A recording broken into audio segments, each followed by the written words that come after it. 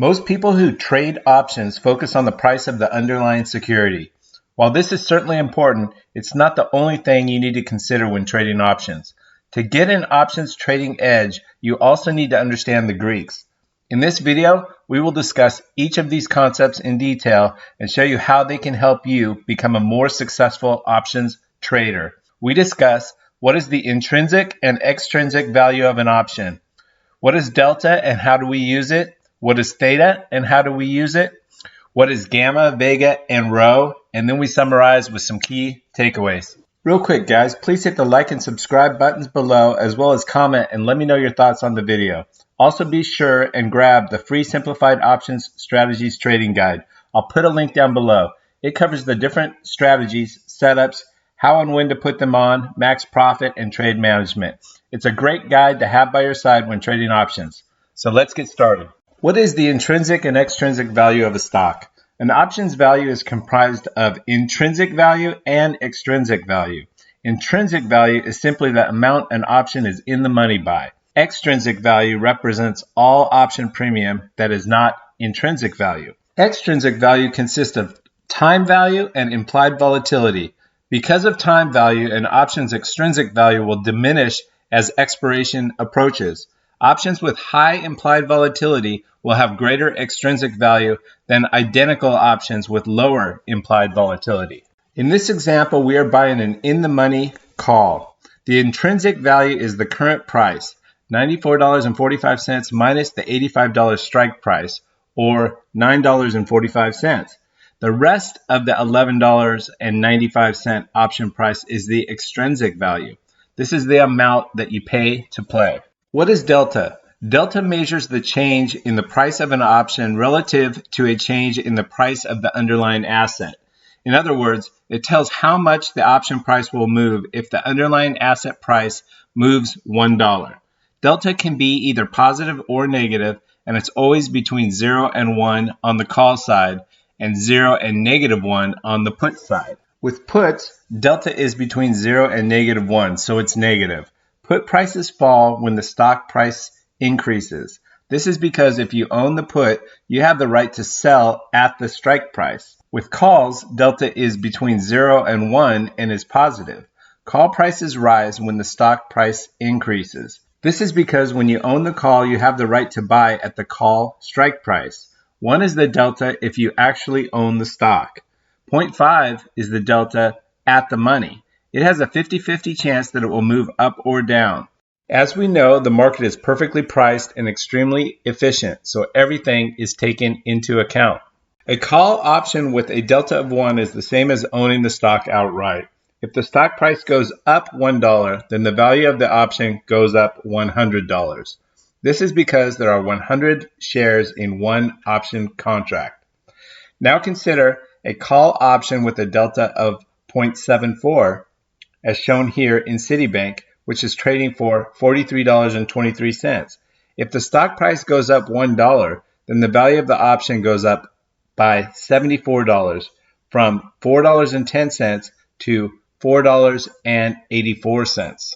It is roughly equal to the percent chance that the option will be in the money before its expiration. So in this example, it's saying that there's about a 74% chance that the stock price will remain above the $40 strike price. The further down we go in the money on the call side, the more likely that the stock price will remain in the money at expiration.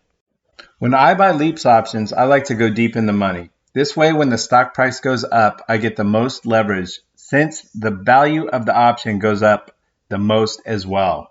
How do we use delta? We use delta to determine which direction we want to bet a stock or the market will move. If we think the market is going to go up, we should have on more positive deltas. Conversely, if we think the market will head lower, we should have more negative deltas. We also use delta to manage risk. We can pick our probability of profit. We can sell a 14 delta 80 strike put in Disney. We collect $121 and have 86% probability of profit. We could sell a 23 delta 85 put, which will have a 77% probability of profit and collect more premium at $208 up front. So it's really up to us, and it's a trade-off between risk and the amount of premium that we want to collect up front. Of course, we need to remember with the 80 put, we keep the $121 max profit if the stock moves down to the $80 strike price or stays above that price. We only keep the max profit of the $208 if the stock remains above the 85 short strike price when selling the 85 put option. What is Theta? Theta is basically pay to play. It's how much an option loses in value each day due to the passage of time. Options are a decaying asset. Options lose value every day as they approach their expiration date. The amount of time left until an expiration has a big impact on the theta of an option. Options with more time remaining will have a lower theta. They will lose less value each day than options with less time remaining. Theta is also affected by whether the option is in or out of the money. Options that are in the money will have a higher theta, and they will lose more value each day than options that are out of the money. How do we use theta? The best way to use theta is to take advantage of it. We do this by selling options that have good thetas. The IVR, or implied volatility rating, is a measure of the volatility of a stock. In other words, how much it moves. High IVR is directly correlated with being able to collect high theta and options premiums. On the other hand, theta is the enemy of buyers of options. As buyers, we want long time periods so that there is very little theta decay. So we like to buy options that have low IVR and low theta. Lastly, theta can be used to manage risk. Options that have high thetas and high IVRs are riskier than options that have low thetas. This is something that needs to be taken into account when managing a portfolio of options. Consider rolling options trades at 15 to 21 days to expiration. Once we get below 15 days to expiration, the theta decay accelerates fast and the stock price is less predictable. So let's talk about what gamma, vega, and rho are. I'm lumping them all together for a couple of reasons. First, if you manage your delta and theta, then gamma, vega, and rho all fall in line and are managed as well. So I typically focus only on delta and theta. That said, gamma is how much a delta changes with a $1 change in the share price. Gamma is accelerating delta. Gamma rises as we get closer to expiration. This is why we look to close or roll prior to expiration. By doing this, we add time value. When we are close to at the money, gamma shoots up as well. When we are far out of the money, delta will move toward 1 or -1. The further in the money we go, the less delta is going to change with a $1 change in the share price. All right, that takes us to the next one, Vega. Vega is how much an option's price will change for a 1% change in the underlying asset's volatility. In other words, it measures an option's sensitivity to changes in volatility. Vega is always positive for both calls and puts.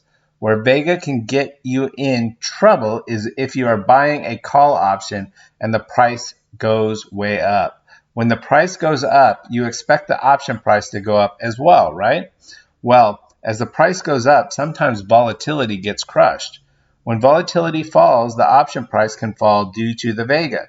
This is why it's usually not wise to buy calls just before earnings, since the volatility is often crushed right after the release. Rho rarely gets much press. Rho measures the price change for a derivative relative to a change in the risk-free rate of interest. Rho is usually considered to be the least important of all options Greeks, so I'm not really going to cover it right here since nobody really takes it into account. All right, guys, let's summarize some of the key takeaways. We want to take advantage of the Greeks by selling options when implied volatility is high and buy options when implied volatility is low, and if we have a directional opinion. We want to also place trades between 25 and 45 days to expiration. This is the sweet spot for collecting good premiums. We look to roll trades at 15 to 21 days to expiration. This greatly reduces risk before the time value starts to decay very fast. And that's it. Those are the options Greeks. If you can master the Greeks, then you'll be well on your way to becoming a successful options trader. Thanks for watching. I hope this helped you better understand the Greeks and how they play a role in options trading. Please remember to comment below, hit the thumbs up, and subscribe so you'll be notified of future videos like this. Also, be sure to grab the free Simplified Options Trading Strategy Guide. I'll put a link down below. It covers the different options strategies, setups, how and when to put them on, max profits, and trade management. It's a great guide to have by your side when trading options. Happy trading, and I'll see you in the next one.